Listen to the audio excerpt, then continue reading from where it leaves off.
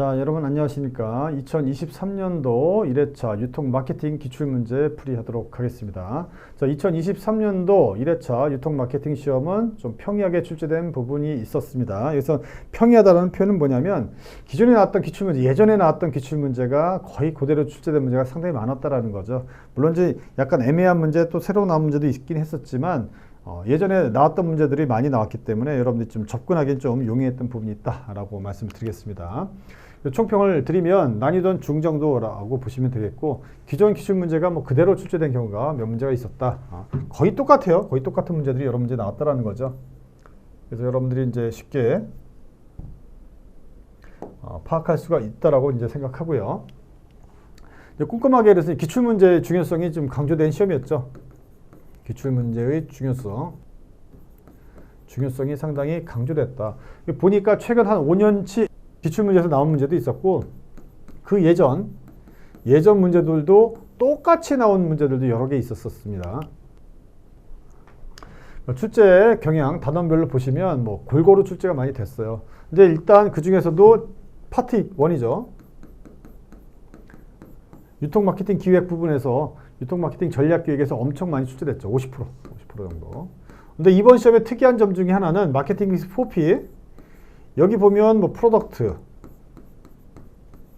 그 다음에 프라이스, 그다음에 프로모션, 플레이스, 이렇게 네 가지가 있는데, 보통 이 플레이스는 제 1과목에서 출제가 많이 되죠. 많이 되는데 이번 시험이 또 여기서도 많이 나왔어요. 유통 마케팅에서. 특징 중에 하나는 얘네들이 또 엄청 안 나왔다라는 거죠. 제일 많이 나올 부분이 또 가장 적게 나왔다라는 것도 특징 중에 하나였습니다. 하지만 예전에 나왔던 기출문제가 똑같이 나온 문제도 여러 문제 있었기 때문에 접근하기는 좀 용이했다. 뭐 골고루 출제된 부분이 있어요. 특히 여기서 많이 나왔죠. 많이 나왔습니다. 보시다시피 가격관리 하나, 그 다음에 제품관리 하나, 머천다이징 하나, 이거밖에 안 나왔어요. 프로덕트 원래 한 4-5문제씩 출제가 됐었는데 많이 안 나왔다라는 겁니다. 나머지는 뭐 골고루 출제가 됐어요. 자, 46번부터 문제 보도록 하죠. 46번. 광고 매체를 선정할 때 고려할 여러 가지 요인, 옳지 않은 것은 뭐냐 이렇게 됐습니다. 도달 범위, 리치란 단어. 자, 우리 항상 얘기했죠. 리치, 도달 범위죠. 근데 빈도수, 프리퀀시라고 합니다. 빈도수. 이 두 가지를 곱하면 뭐예요? 이게 바로 GRP죠. GRP. GRP는 이거 둘의 곱이다라는 거. 광고 효과를 뭐 계량하여 측정하기 위한 기준으로서 보통 시청자들의 광고 인지도 이런 거 아니죠. 이런 거 아닙니다. 그게 아니라 리치, 도달 범위 곱하기 프리퀀시가 바로 GRP다. 정답은 2번이었다. 2번. 보시면 되겠고요. 47번. 47번이 약간 애매했어요. 매장 레이아웃에 관한 설명, 가장 옳지 않은 것은 뭐냐. 그래서 격자형 이거는 뭐 큰 문제가 없었고요. 그리드형, 격자형 얘네들은 큰 문제가 없었습니다. 근데 3번인데 경주로용 배치는 고객들이 다양한 매장에 상품을 볼 수 있게 하여 충동구매를 유발할 수 있다라고 되어 있죠. 이 부분 중에서 자, 이 부분 보면 고객들이 다양한 매장에 상품을 볼 수 있게 하여라는 부분이에요. 그래서 이건 뭐냐면 이게 다르게 표현하면 이렇게 보면 될 것 같아요. 우리 경주로용의 원래 취지 자체가 뭡니까? 이게 동선을 극대화시키는 거죠. 고객 동선을 극대화시키는 거예요. 그래서 어느 쪽이든 문으로 한쪽으로 들어오면 어느 쪽 문이 됐던 들어오면 한 바퀴 뺑 돌아야 된다는 거죠. 고객 동선을 갖다가 극대화시키는 거예요. 고객들이 많이 돌아다녀야 어때 매출액이 올라간다라는 그런 취지에서 만들어진 게 바로 경주로용이죠. 그래서 보면 고객들이 다양한 매장의 상품을 볼 수 있게 이게 고객 동선을 극대화시켰다라는 표현을 볼 수가 있겠습니다. 그렇게 해서 뭐 충동구매를 유발할 수 있다라고 되어 있죠. 2년 전인가 3년 전에 문제에 그냥 다른 표현 하나도 없이 충동구매 이렇게 나왔어요. 충동구매. 충동구매를 유발하는 레이아웃은 무엇이었냐? 그때 정답이 뭐였습니까? 그때 자유형이었어요. 자유형. 프리폼. 자유형이었단 말이죠. 그때. 이게 조금 논란의 여지는 없지 않아 있다는 얘기죠. 하지만 고객들이 다양한 매장의 상품을 볼 수 있게 해서 고객의 동선을 극대화해서 구매를 유발시켰다라는 거죠. 그런 의미에서 이해를 하셔야 된다. 4번 보면 자유형 배치, 5번 보면 자유형 배치인데 정답 5번이에요. 이건 틀린 지문이죠. 자유형 배치는 고객들이 주통로를 지나다니면서 다양한 각도의 시선으로 이런 거 아니잖아요. 뭐예요? 여기 비대칭 이런 단어가 나와야 돼요. 주통로를 기준으로 해서 비대칭적으로 다 구성이 돼 있단 말이죠. U자형도 있고 때에 따라서는 원형도 있고 그죠? 비대칭적으로 구성이 되어 있다라는 거예요. 그래서 비대칭적 어떤 구성을 통해서 쇼핑의 즐거움도 느끼고 그걸 통해서 어때요? 최종적으로는 충동 구매를 유발하는 게 바로 자유형이라는 것이죠. 정답은 5번이에요. 5번. 5번은 완벽하게 틀렸고 3번도 뭐 약간 어색하긴 하지만 맞는 걸로도 볼 수 있을 것 같아요. 3번의 세모 정도. 정답은 5번이 완전하게 틀렸다. 우리 객관식 문제이니까 수험자 입장에서 어때요? 객관식이잖아요. 객관식. 객관식이란 건 객관적으로 가장 틀린 거 아니면 가장 옳은 거를 갖다 일단 골라내야 되는 거죠. 일단 5번은 완벽하게 틀렸어요. 이거는 완벽하게 틀렸습니다. 정답 5번을 보시는 게 좋겠다. 48번. 48번. 어떤 근거를 좀 찾기 어려운 문제죠. 전략적인 CRM 적용 과정으로서 가장 옳지 않은 것은 정보 관리 과정, 전략 개발 과정, 투자 타당성 평가 과정, 가치 창출 과정, 다채널 통합 과정 쭉 나와 있는데 CRM이란 게 뭐예요? CRM. CRM은 기본적으로 고객 관계 관리잖아요. 그래서 고객과의 관계를 갖다 장기적인 관계를 구축하는 거죠. 이때 필요한 건 뭐예요? 고객 데이터가 필요한 거죠. 고객 정보를 통해서 1대1 마케팅을 하는 거죠. 1대1 마케팅. 1대1 마케팅을 통해서 기존 고객들을 갖다 장기적인 고객으로 만드는 게 가장 중요하다는 거죠. 그래서 우리 CLV, CLTV라고 하기도 하고 CLV, 고객의 생애가치죠. 고객 생애가치 극대화라고 그래요. 이거 맞겠죠? 이건 맞죠. 이건 맞는 것이고 전략적 CRM이니까 전략 이런 것도 맞을 것이고 그 다음에 데이터베이스를 통해서 이런 것들을 갖다 추출해내는 거잖아요. 이것도 맞겠죠. 이것도. 요거는 좀 애매하지만 3번은 아무것도 아니에요. 이거는 투자 타당성이랑 CRM은 전혀 관련성이 없죠. CRM은 고객과의 관계를 통해서 어떻게 장기적인 관계를 구축하는 거, 최대한 많이 뽑겠다라는 거죠. 최대한 많이 팔아먹겠다는 전략이에요. 투자 타당성 평가 과정 이런 건 아니다. 정답은 3번이다. 3번. 49번.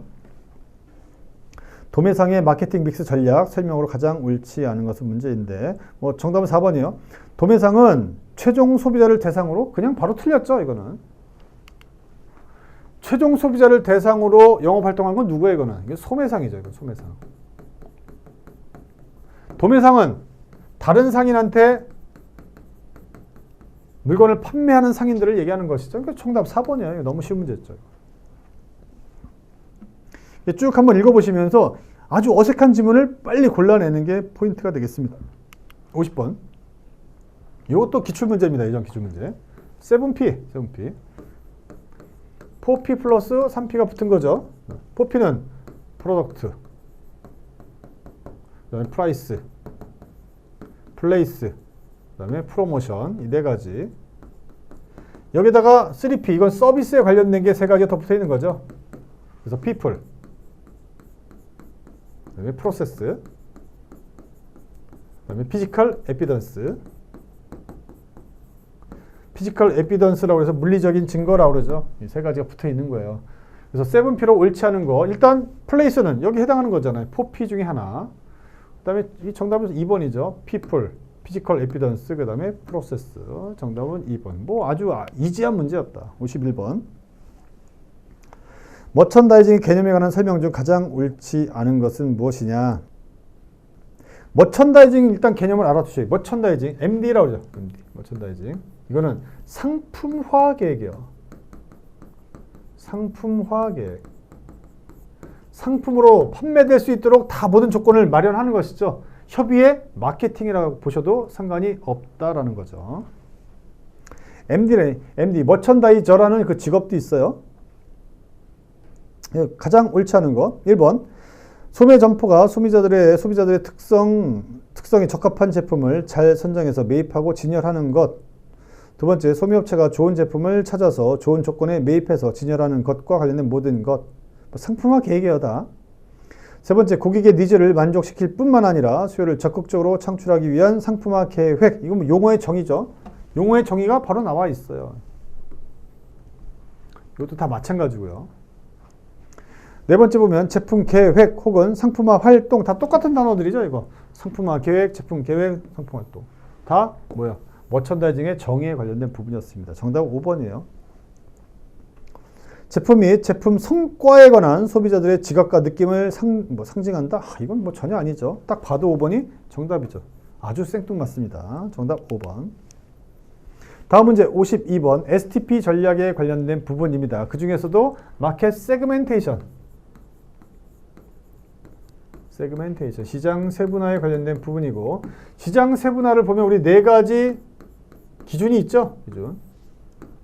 여기 다 나와 있네요. 지리적인 기준, 그렇죠? 인구 통계학적인 기준, 그다음에 구매 행동적인 기준, 심리 묘사적인, 심리 분석적인 기준 이렇게 나와 있습니다. 그 중에서도 뭐 라이프 스타일, 또 개성 이렇게 나와 있잖아요. 뭡니까 이거? 얘는 다 이거죠, 이거. 정답 4번이죠. 인구 통계학적인 게 뭐야? 남녀노소, 남자인지 여자인지 나이가 어떤지 이런 것들. 아니면 또 뭐 있습니까? 뭐 직업이라든가, 종교라든가, 그렇죠? 뭐 이런 것들 등등등. 가족이라든가 뭐 이런 거에 관련된 게 바로 인구 통계학적인 거. 지리적인 건 그 말로 그냥 지리적인 거예요. 어느 지역에 살고 있는지, 그렇죠? 그 지역의 인구 밀도는 어떤지, 기후는 어떤지 이런 것들 얘기하는 것이죠. 뭐 구매 행동적인 거, 구매하는 행동과 관련된 것들, 구매 빈도수라든가, 뭐 충성도라든가, 그렇죠? 뭐 그 관련된 것들을 보시면 되겠죠. 정답은 4번 심리 묘사적인 세분하다. 뭐 거저주는 문제였습니다. 이것도 53번도 기출문제, 이것도 뭐 기출문제, 이것도 기출문제, 뭐 다 기출문제예요. 다 기출문제. 아까 50번도 기출문제, 이것도 기출문제. 상품화 계획, 이것도 기출문제. 기출문제, 기출문제. 제품 라인 내 제품 품목, 그렇죠? 아이템의 수 이게 나왔죠. 아이템의 수. 품목의 수란 말이에요. 품목의 수. 쭉 가면 이걸 우리 넓이라고 그랬죠. 넓이. 계열의 다양성입니다. 밑으로 내려오는 거, 그렇죠? 이게 다 뭐요? 여기 뭐 특정 계열의 제품들이 있단 말이에요. TV 계열, 아니면 여기 냉장고 계열, 뭐 에어컨, 뭐 여기 청소기 등등등 있단 말이죠. TV 중에서도 이게 세분화된단 말이죠. 세분화된 아이템의 수. 이게 뭘까요? 이거죠. 뭘까요? 정답은 제품 믹스의 깊이다. 뎁스라고 합니다. 정답 1번이죠. 뭐 수업 시간에 워낙 강조 많이 했던 부분이니까 이건 매번 나왔던 문제이고, 아이템이 나오면 이건 뭐 보나마나죠. 깊이죠. 깊이. 뎁스. 54번 기억 니은에 들어갈 용어 가장 옳은 것은, 요 문제는 유통물류 1번에 들어가는 게 여기서 출제되는 게 조금 더 좋은데 마케팅에 나왔습니다. 기억 니은 유통 경로에서 수직적 통합에는 두 가지 유형이 있다. 뭐가 있겠어요? 수직적 통합. 전방 통합이 있고 후방 통합이 있겠다. 전방 통합은 이런 거죠. 서플라이어, 생산자, 얘를 기준해서 유통상인들, 그렇죠? 여기 뭐 도매상도 있고 뭐 소매상도 있다. 얘를 기준으로 해서 밑으로 통합하는 거, 이거 뭐예요? 이 전방 통합. 밑에 내가 위를 통합하는 거 후방 통합 이렇게 얘기하잖아요.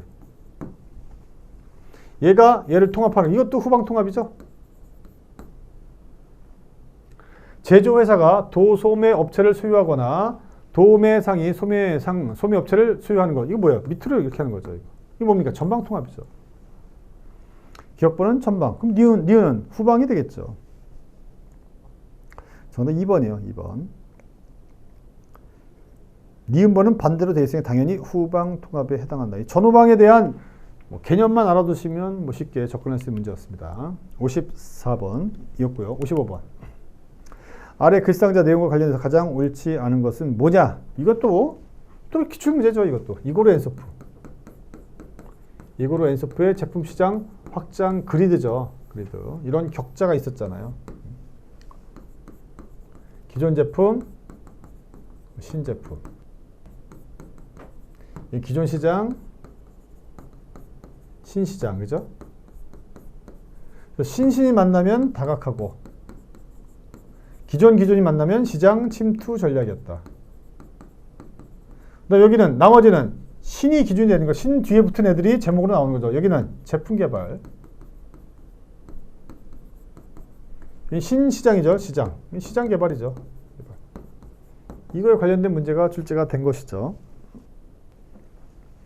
기억본 보시면 기존 자사 제품을 통해 기존 시장, 기존이잖아요. 이거 시장 침투죠, 이거는. 시장 침투. 보나마나 시장 침투였다. 그래서 기억번을 보면 1번. 기억번은 소매업체의 성장 전략 중 시장 침투 전략에 대한 설명이었다. 2번. 기억은 자사 점포에서 쇼핑하지 않은 고객을 유인하거나 기존 고객들이 더 많은 상품을 구매하도록 유인하는 전략. 뭐 대표적인 내용이라고 볼 수가 있겠습니다. 그 니은번 보세요. 니은번.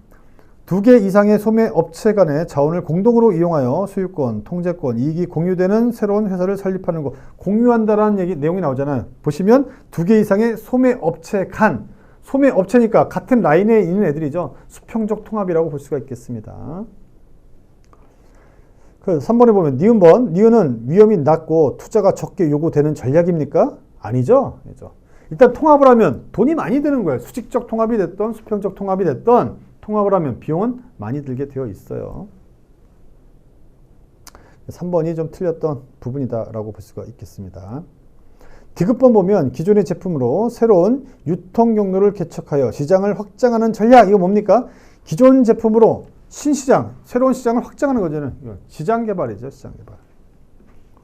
그 정도 보시면 되겠습니다. 그래서 정답은 3번 되겠어요. 그래서 55번은 이거 응용한 문제입니다. 응용한 문제이지만 이거로 엔소프의 제품 시장 확장 그리드를 묻고 있었다. 56번 이거 예전 기출 문제입니다. 예전 기출 문제. 로열티 프로그램. 정답 5번인데요.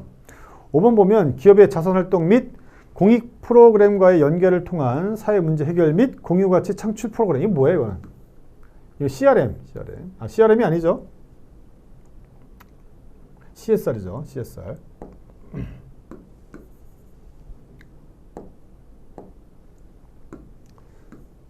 CSR. 기업의 사회적인 책임. 여기서 CSV로 가는 거죠. 이거 뭡니까? 이 공유가치, 공유가치. Shared Value. 이거는 크리에이티브. 창조된 공유가치라는 거예요. 창조된 공유가치. 그걸 다 창출하는 프로그램. 이게 로열티 프로그램은 아니죠. 로열티란 건 뭐예요? 로열티. 로열티는 충성도예요. 충성도. 충성도 내지는 애호도를 높이기 위한 프로그램인 것이죠. 그래서 공유 가치 창출 프로그램이랑은 전혀 상관이 없다. 정답은 5번이죠. 5번. 57번. 시각적 머천다이징, 비주얼 머천다이징, VMD에 관련된 설명 가장 옳지 않은 것은 무엇이냐. 이것도 예전에 나왔던 문제가 좀 오래됐어요. 오래됐는데 예전 문제가 동일하게 나왔어요. 동일하게. 정답 5번이었습니다. 5번. 상품의 잠재적 이윤보다는 인테리어 컨셉 및 전체적인 조화 등을 고려하여 이루어진다. 요거 보다는이 아니에요. 이것뿐만이 아니에요. 이것까지 다죠. 다. 상품의 잠재적인 이윤도 당연히 고려해야 되는 거예요. VMD는 뭐예요? 머천다이징이죠. 머천다이징. 상품화 계획, 최종적으로 많이 판매하기 위한 것이죠. 마케팅 전략이란 말이에요. 잠재적 이윤 중요하죠. 그 다음에 이것도 컨셉, 전체적인 조화, 이게 다 중요하다는 얘기죠. 뭐뭐보다 얘네가 더 중요한 건 아니었죠. 예전에 여러 번 기출됐던 지문입니다. 예전에 나왔다가 잘 안 나왔다가 최근에 다시 나온 거죠. 이거 좀 올드한 문제입니다. 올드한 문제. 올드한 문제였다. 58번. 아래 글상자 가로 안에 들어갈 소매업 발전이론. 작년에 2022년도에 이게 안 나왔었죠. 2022년도에 소매업 발전이론, 소매업대 발전이론이 안 나왔어요. 1회차, 2회차, 3회차 모두 안 나왔습니다. 그러다 이번에 나온다고 했죠. 나왔습니다. 나왔는데 아주 쉽게 나왔어요. 어떤 이론을 묻고 있는 것이죠. 쭉 보시면 이거예요. 소매상은 제품 구색이 넓은 거에서 전문화된 좁은 것으로, 넓은 거에서 좁은 것, 좁은 거에서 넓었다 좁았다, 넓었다 좁았다. 이거 뭡니까? 소매 아코디언 이론이야. 아코디언 이론. 정답은 이거였죠. 이거 아주 쉬운 문제였다. 지금까지 얘가 제일 많이 나왔었죠. 그 다음에 변증법은 뭡니까? 정반합의 원리. 넬슨의 진공지대 이론까지 쭉 보시면 되겠고 정답은 1번이죠. 너무 쉽게 출제가 됐습니다. 59번. 제품에 맞는 판매 기법 가장 옳지 않은 것은 편의품, 선매품, 전문품 쭉 나와 있죠. 이거는 이제 여러분들이 이제 그 제품의 구분을 좀 아시면 뭐 쉬운 문제였어요. 편의품, 그다음에 선매품, 그다음에 전문품. 관여도가 제일 높은 게 뭐예요? 관여도로 본다면 가장 저죠. 중간 이상. 이거는 가장 높죠? 고. 관여도로 본다면 이렇단 말이에요. 비용으로 본다면, 비용 지불 금액으로 본다면 이 가장 크죠. 가장 작고 얘는 중간이다. 선매품은 대부분 뭐야? 선택해서 구매하는 제품이잖아요. 대표적인 게 의류 같은 것들, 가구나 의류 이런 것들이 여기 해당하는 것이죠. 선매품. 뭐 이런 내용 아시면 뭐 충분하게 접근할 수가 있는 문제였습니다. 정답 2번이었는데 2번에 보면 편의품은 보다 풍요로운 생활과 즐거움을 제공하는 제품으로 스타일과 디자인을 강조한다라고 되어 있죠. 보다 풍요로운 생활과 즐거움을 제공하기 위해서 뭐예요 이거는? 편의품 뭐예요? 편의품. 일상용품이 일상용품. 과자라든가 뭐 고무장갑이라든가 뭐 이런 세제라든가 이런 것들이죠. 풍요로운 생활, 즐거움. 그건 뭐예요? 얘네들이랑 가깝죠. 얘는 실용성이 중요한 거죠. 얘는. 실용성. 정답은 2번이에요. 2번. 쉬운 문제였습니다. 이것도. 60번. 옴니채널의 특징으로 옳지 않은 것은 무엇이냐? 옴니채널은 뭡니까? 이거 온라인 투 오프라인, O2O죠, O2O. 옴니채널은 옴니란 게 전지전능한, 여기저기 어디든지 편지하고 있는 이런 뜻이에요. 그러니까 온라인과 오프라인이 뭐예요? 연속해서 이루어지는 거예요. 연속해서. 얘네들이 연계되어 있는 것이죠. 예전에는 오프라인과 온라인이 VS, 경쟁자 관계에서 경쟁자 관계였는데 지금은 O2O로 변했단 말이죠. O2O. 온라인 투 오프라인. 온라인과 오프라인이 뗄래야 뗄 수 없는 관계가 됐다라는 거죠. 어때요? 이 경계가 모호해졌어요. 구분이 어려웠다는 얘기죠. 동시에 이루어진다라는 거예요. 동시에. 이런 개념을 가지고 문제를 보시면 되겠습니다. 1번에 보면 독립적으로 운영되던 채널들이 유기적으로 통합됐다. 서로의 부족한 부분을 메워주는 보완적인 관계를 갖게 됐다. 이게 뭡니까? 이게 옴니채널의 정의예요. 2번에 보면 채널 간 불필요한 경쟁은 온 오프라인의 판매 시적을 통합함으로써 해결할 수가 있겠다. 정답 5번입니다. 5번은 옳지 않은 거죠. 동일한 기업으로부터 공급받은 제품을 매장별로 독특한 마케팅 프로그램을 활용해서 판매한다? 이건 개념이 아니죠. 온라인, 오프라인 이런 것들이 같이 나와야 돼요. 그래서 1번, 2번, 3번, 4번 보면 온, 오프라인 같이 통합했다는 얘기가 다 나오고 있죠. 정답 5번입니다. 아주 쉬운 문제였죠. 보면 대체로 문제가 어렵지가 않았어요. 저만 어렵지가 않은 건가요? 공부 많이 하신 분들은 좀 대부분 어렵지 않았어요. 이 문제는 고객의 개인정보 보호에 관한 설명입니다. 처음 나온 문제죠. 처음 나온 문제이지만 생각보다 매우 쉽게 접근할 수 있는 문제였습니다. 상식적인 문제였죠. 개인정보 보호 매우 중요한 이슈죠. 지금 사회적 이슈 중에 하나가 개인정보를 어떻게 보호하냐 이거잖아요. 이 4번에 보면 경품 응모권을 통해서 수집한 개인정보는 보유 및 이용 기간에 제한이 없기 때문에 영구적 이용이 가능합니까? 고객 정보가 영구적으로 다 공개되는 거 있을 수 있는 일이에요? 없어요. 그래서 개인정보에 관한 법률에 보면 법률마다 조금 달라요. 뭐 3년짜리도 있고 5년짜리도 있고 뭐 10년짜리도 있긴 한데 다 뭡니까? 기간이 지나면 폐기해야 합니다. 반드시 폐기해야 돼요. 영구적인 거 없죠. 문제가 무지하게 길어 보이지만 딱 보면 영구적인 이게 아니죠. 이런 거 있을 수가 없는 거죠. 이거는 상식적으로 접근 가능한 문제였습니다. 62번 CRM 그 다음에 ECRM 비교한 문제인데 이거 유통정보 기출문제입니다. 이것도 기출문제. 예전 기출문제다. 가장 옳은 것은 CRM이 됐건 ECRM이 됐건 다 뭐예요? 다 CRM이죠. 둘 다 뭡니까? 고객 관계 관리죠. 고객과의 관계를 장기적인 관계로 구축함으로써 뭐예요? CLV 고객의 생애가치를 극대화하겠다라는 게 바로 CRM이죠. 다른 말로 하면 기존 고객이죠. 기존 고객의 이탈을 방지하는 프로그램이다.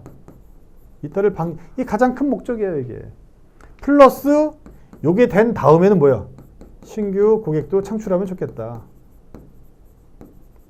이걸 하기 위해서 필요한 게 뭐다? 데이터베이스다. DB. 데이터베이스가 그렇게 필요하겠다. 이가 붙었다라는 건 뭐 전자상거래 하겠다라는 거죠. 인터넷이에요. 인터넷. 똑같아요. 근데 CRM이랑 ECRM이랑 매체만 다를 뿐 똑같은 것이다.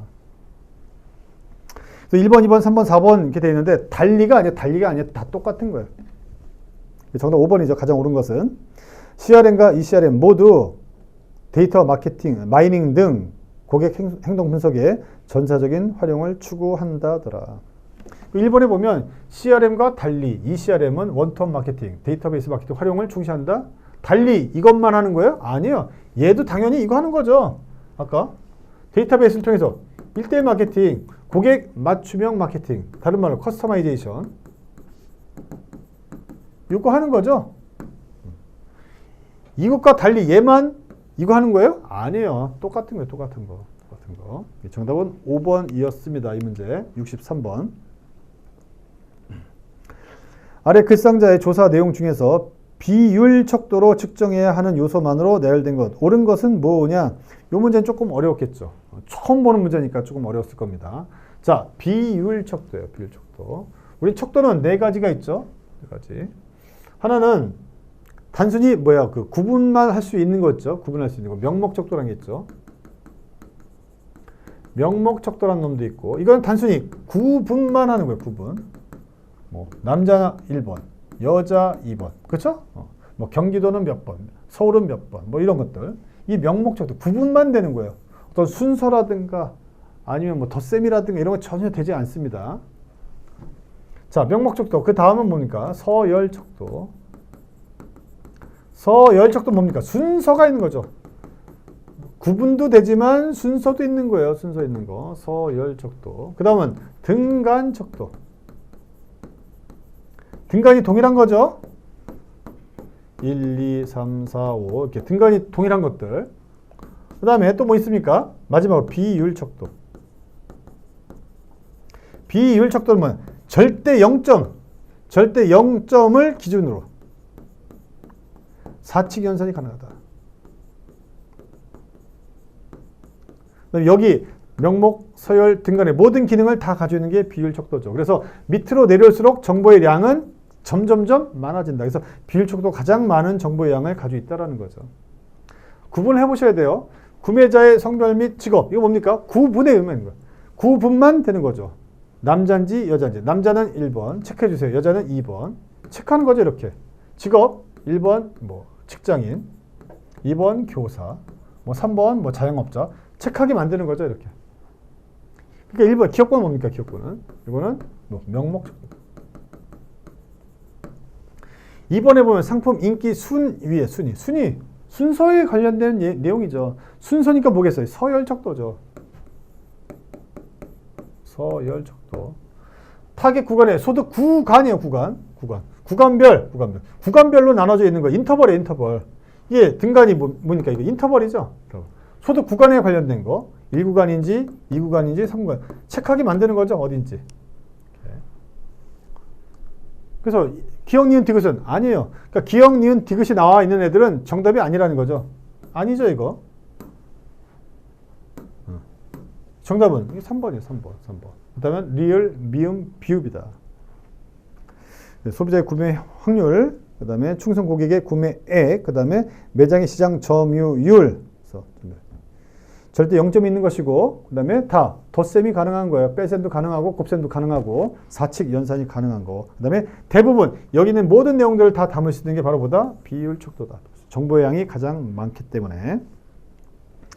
정답은 3번인데 이 문제는 난이도가 꽤 높은 문제였습니다. 64번. 64번도 다단계 판매. 이건 이런 문제가 또 출제됐죠. 다단계 판매에 대한 설명. 옳지 않은 것은 다단계 판매, 피라미드가 아니에요. 이게 다단계 판매는 방문 판매에 관한 법률이라는 법이 있어요. 그래서 법에 따라 있는 형태예요. 이거는 다단계 판매. 나쁜 건 아니에요. 적법한 건데 이거를 이용하는 사람들이 불법적으로 이용한 것이 원칙적으로 뭐예요? 법에 있는 거예요.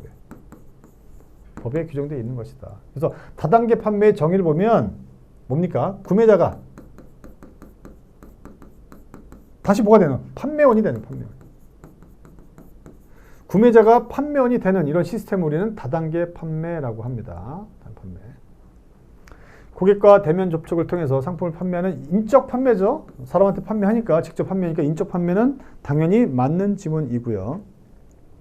두 번째, 유통 마진을 절감시킬 수 있다라고 되어 있습니다. 이건 소비자가 판매원이 되는 방식이기 때문에 광고비라든가 아니면 유통 마진 이런 것들을 매우 떨어뜨릴 수가 있어요.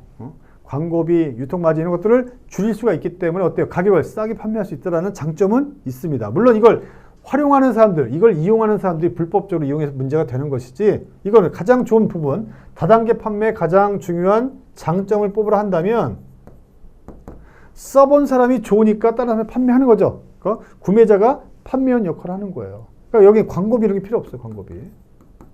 광고비라든가 중간 상인이 필요 없기 때문에 중간 마진이 필요 없다는 거죠. 중간 마진이 없어요. 그래서 가격을 싸게 할 수 있다는 거죠. 가격을 좀 낮출 수 있다는 장점이 있어요. 이것도 맞아요. 이것도 맞아요. 고정비, 인건비 발생하지 않겠죠? 당연히. 고정비, 인건비가 발생하지 않습니다. 내가 따로 판매원들을 고용해가지고 판매하는 게 아니에요. 내가 물건을 사봤더니, 옥장판을 사서 써봤더니 좋아. 그럼 다른 사람한테 내가 그거를 소개해서 판매하는 그런 형식이죠. 판매할 사원들을 따로 뽑아서 쓰는 게 아닙니다. 인건비가 따로 들지가 않아요. 네 번째, 매출액 증가에 따라 조직이 비대해지는 게 아니라고 말씀드렸습니다. 내가 사서 내가 판매하는 거죠. 이런 문제가 출제되면 좀 그래요. 정답은 4번입니다. 조직이 비대해지지는 않습니다. 65번은 이 앞전 시험에 그대로 또 똑같이 나왔었죠. 직접 제품 이익, DPP예요, DPP. 다이렉트 프로덕트 프로핏. 그래서 직접 제품 이익이다. 그래서 요 정의가 요 앞전 시험에 똑같이 나왔잖아요. 똑같이. 기출문제죠, 기출문제. 뭐 보나마나 이런 건. 기출문제 앞전 2022년도 1회차, 2회차, 3회차 기출문제 풀어보셨던 분들은 뭐 그냥 0.1초 만에 찍는 그런 문제였죠. 66번. 아래 글상자에서 설명하는 경로 구성원들 간의 갈등이 발생하는 원인 가장 옳은 것은, 이런 문제는 조금 생각해 볼 문제이다. 박스를 잘 살펴봐야겠죠. 소비자의 가격을 책정할 때마다 가격 책정이 프라이스에 관련된 부분인데, 이건 프라이스 플러스 갈등이죠, 갈등.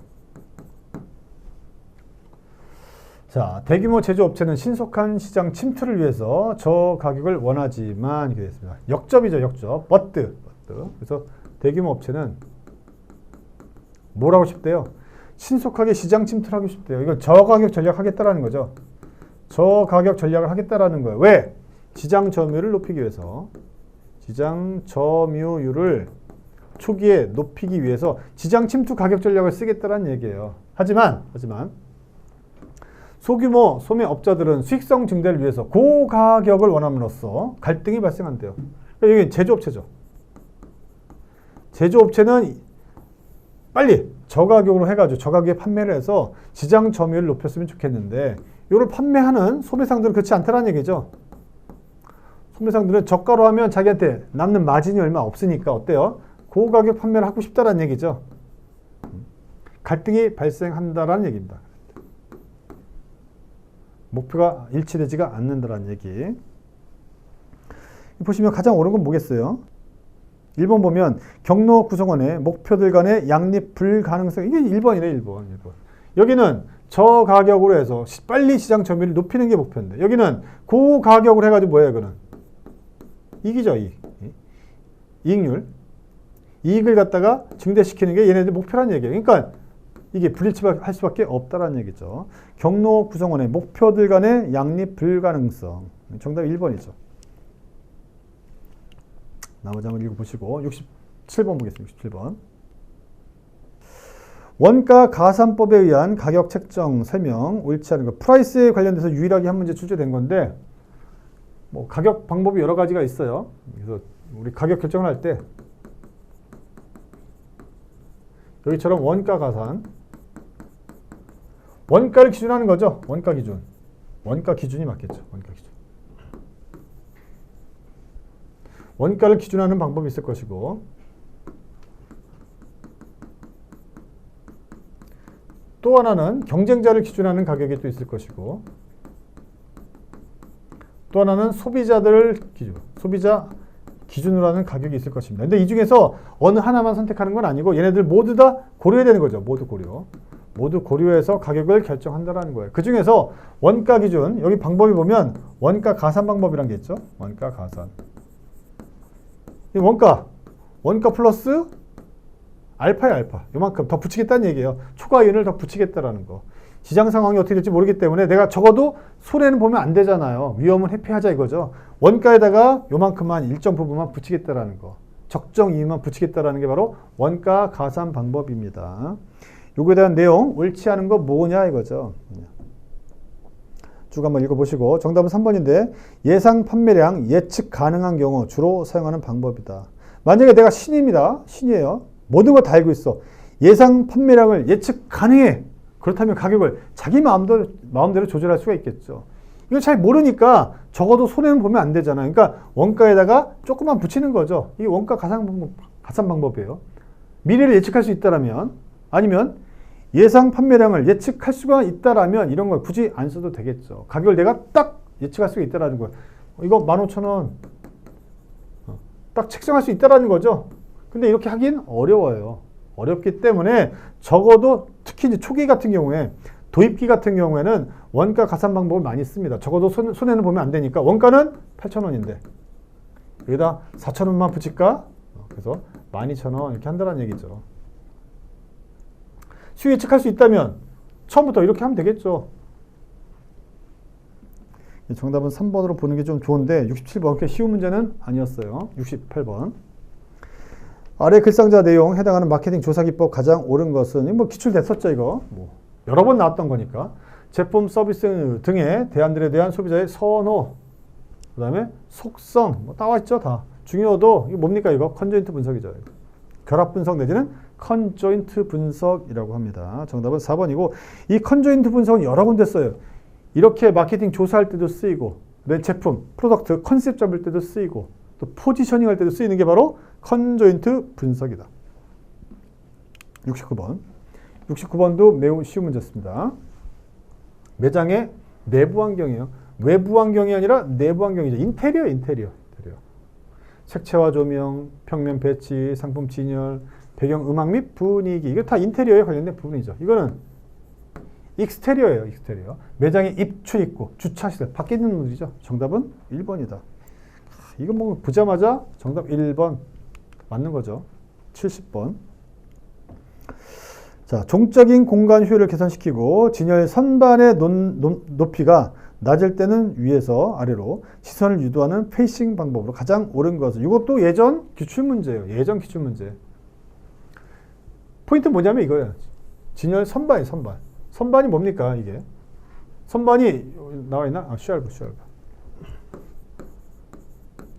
이게 선반이란 뜻이에요. 선반. 정답 3번이에요. 3번. 공간 효율을 개선시키고 진열 선반의 높이가 낮을 때는 위에서 아래로 시선을 유도하는 페이싱 방법이다 라고 되어 있죠. 그래서 공간을 개선시킨다는 뭡니까? 선반이 뭐예요? 1단, 2단, 3단, 4단에서 공간을 최대한 많이 활용할 수 있죠. 많이 쌓일 수 있다는 얘기예요. 정답은 3번. 이렇게 해서 70번 정답 3번까지 해서 25문제 한번 풀어봤습니다. 문제 풀어봤는데 뭐 어려운 문제, 조금 난이한 문제도 있었지만 대부분은 기출문제에서 나왔었고요. 기출문제 똑같이 응용한 문제도 나왔었고 응용한 문제 아니면 똑같은 문제도 여러 문제가 출제됐다는 거죠. 그만큼 이번 2023년도 1회차 유통 마케팅 시험 문제는 기출문제의 중요성을 다시 한번 강조케 하는 시험 문제였습니다. 그래서 다시 한번 기출문제 강조 드리면서요. 이번 시간 마무리하도록 하죠. 여러분 수고하셨습니다. 감사합니다.